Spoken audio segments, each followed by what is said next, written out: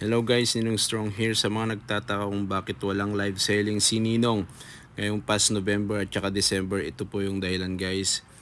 Under renovation po yung lilipatan nating shop dito sa Farmers Plaza Mall. So mas maluwang siya, 69 square meters. Ayan.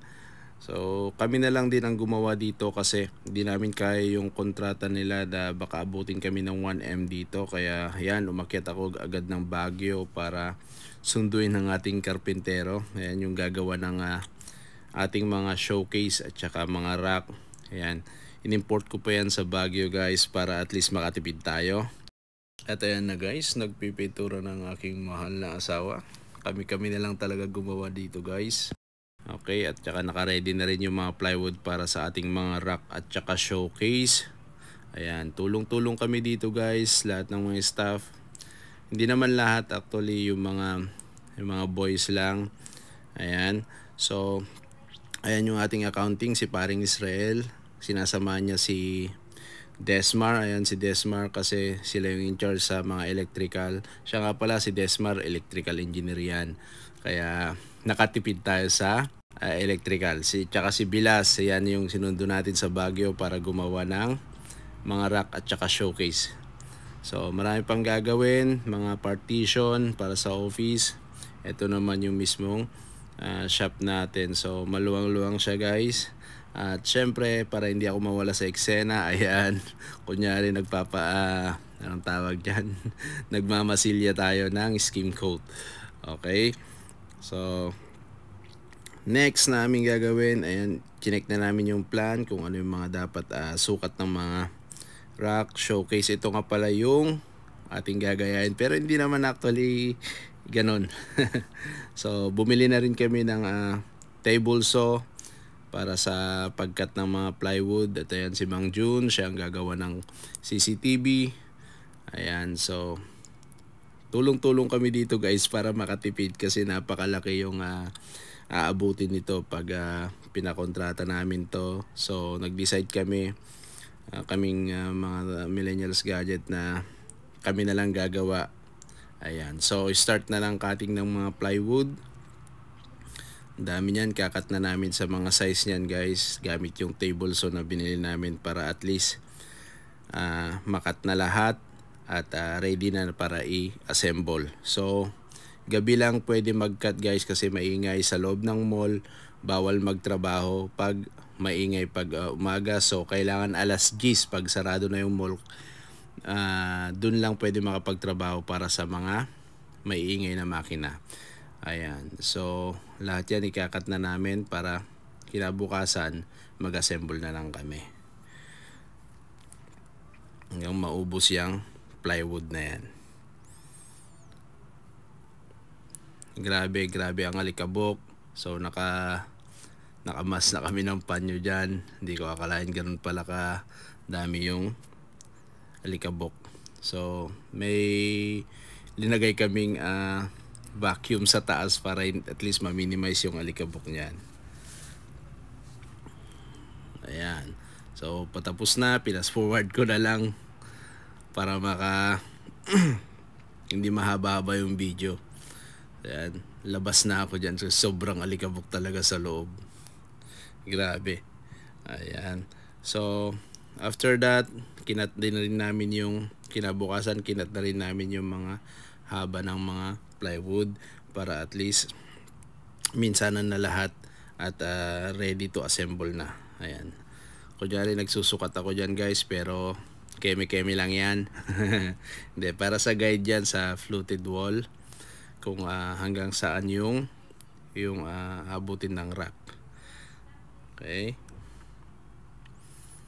ayan, kunyari may alam ako dyan guys, pero kunyari lang. Ayan, may kaunting discussion para sa ikakaganda ng ating shop.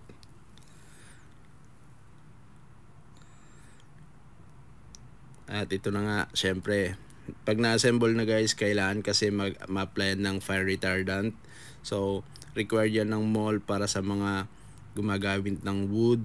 Kailangan mo mag-apply ng fire retardant for 3 times. Ayan, at saka syempre nag-ugas na rin kami ng alcohol after ng work.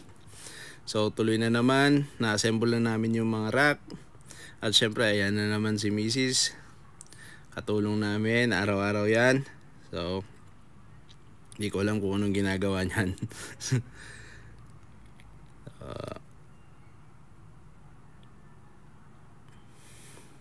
Ayan na nga. Andyan na rin mga fluted wall para sa mga ilalagay sa wall. Ayan, nailagay na namin yung iba. At syempre yung track light meron na rin. Yung mga down light hindi pa kompleto, pero yun na ginagawa nila Des.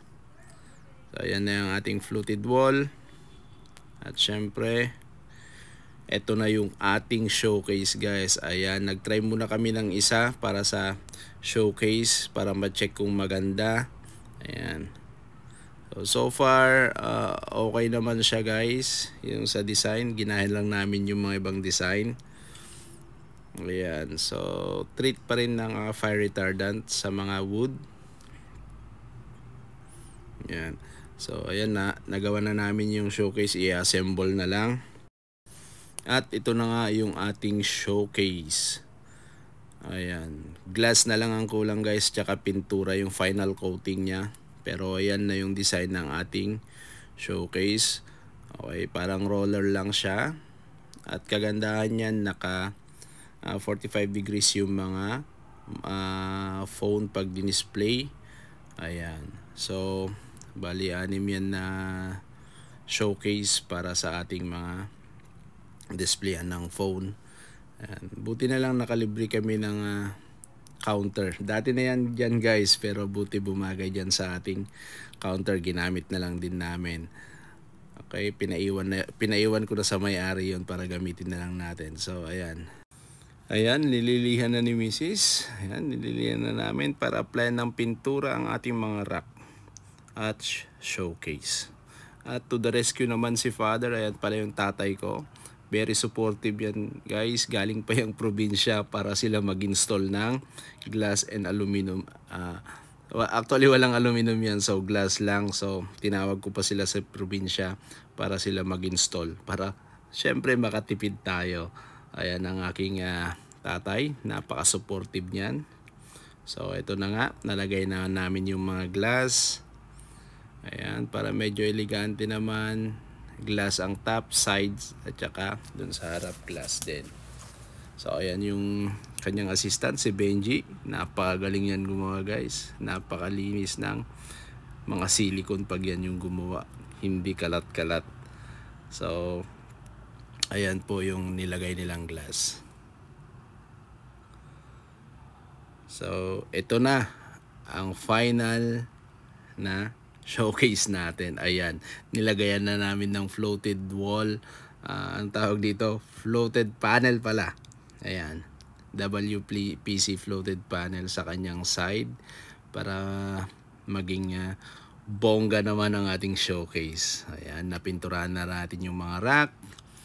Ayan, so konti na lang guys at matatapos na ang ating shop. Thank you.